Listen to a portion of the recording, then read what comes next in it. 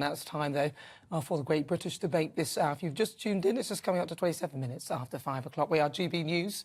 And in the debate, I'm asking, who do you trust to fix the education system? Whilst Keir Starmer proposed to impose VAT on private schools on their fees immediately upon winning the next general election. So he's going to do that, and that caused a lot of concerns amongst many schools and parents. Labour argues that removing the charitable status from independent schools could generate £1.6 billion to invest in state schools for hiring staff, mental health and counsellors and career advisors. However, a lot of critics, including Rishi Sunak, view this move as detrimental, potentially forcing many students out of private schools. So for the Great British Debate this hour, I'm asking, who do you trust to fix the education system? So I'm joined now by former Labour MP Stephen Pound, online editor at The Critic Sebastian Milbank, and former Labour advisor Matthew Laza. Right, I'm going to start with you, Matthew Laza. Oh, I've missed somebody. What have I missed? Oh, I've missed in the corner there. Did I not say? Yes. Oh. Does it not? Shall I introduce myself? Oh, I'm sorry about that. Well, I'll come to you in a moment. Sorry about that. I'm going to start with Matthew, but I'll come to you. Apologies. Matthew Laza. So, I mean, I think that we need a reset in education policy, and I think we'll get that with Keir Starmer. And I think putting VAT on public school fees, private school fees, is absolutely and totally acceptable because, you know, hard-working parents pay VAT on everything bar children's clothes and food that they buy for their kids, including the computer that every kid needs now to achieve at school. So why shouldn't there be a level playing field? Well, hardly. I don't think... Let's go to Anne Nadler. Sorry, Anne, about what happened earlier. Anne.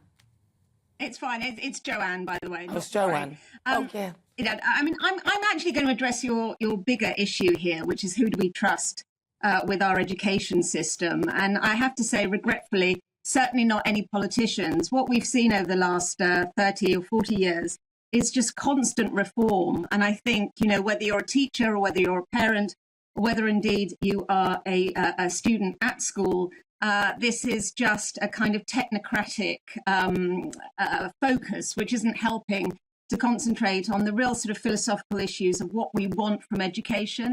Now, I'm not in favour of the reforms that you've discussed that the Labour Party want to bring in, and I'm not particularly impressed by what Rishi Sunak had to offer last week either, because I think in both cases these are they're kind of tinkering around the edges, and they're not looking at the really serious issues of what children should be taught, what the underlying values should be, and you know, whether we want to kind of concentrate on the things that traditionally we've been very good at in this country, which is a sort of knowledge-based curriculum based on empirical sources, and kind of take it from there rather than the constant need to sort of reform and indeed revolutionise the system. All right, well, I'm going to go to Sebastian Milbank. Sebastian.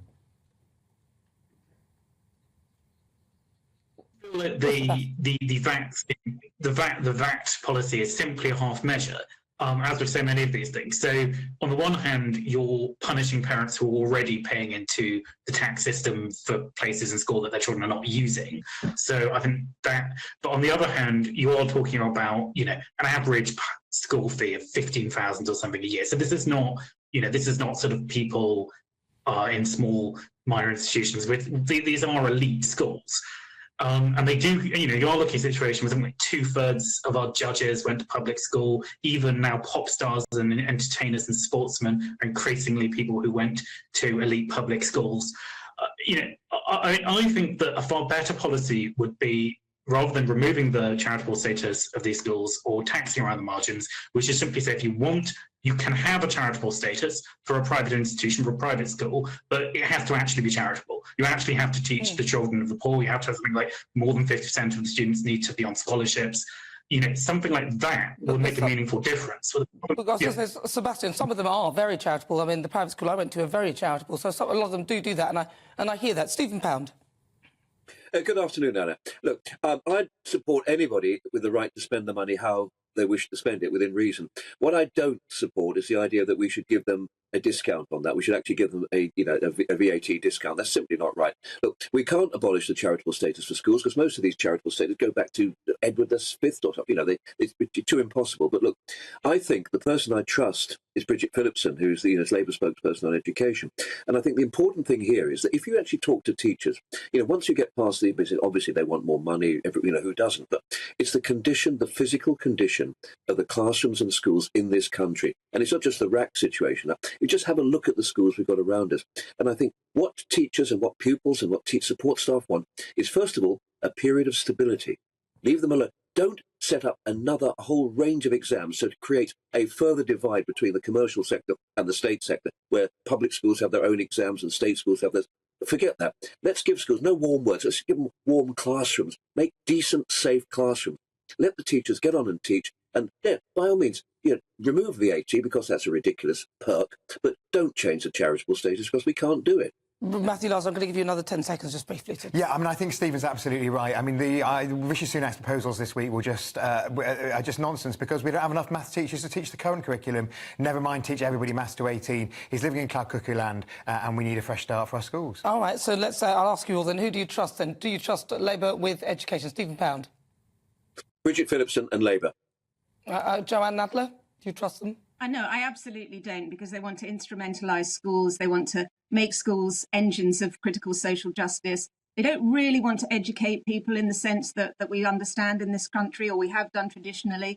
But as I said at the beginning of my comments, I'm not particularly taken with the Conservatives' agenda either. So I would say you've got to trust parents, you've got to trust teachers, and you've got to give them far more control. OK, great. And also, Sebastian Milbank, who do you trust? Do you trust Labour, yes or no? Labour's beholden to unions, not to parents. I don't trust them. And Matthew Lauser. I trust Labour as long as it puts pupils first and delivers a decent school at the end of in everybody's community up and down the country. All right, thank you very much, Stephen Pound, Sebastian Milbank, Matthew Lauser and also Joanne Nadler. Thank you so much for your thoughts.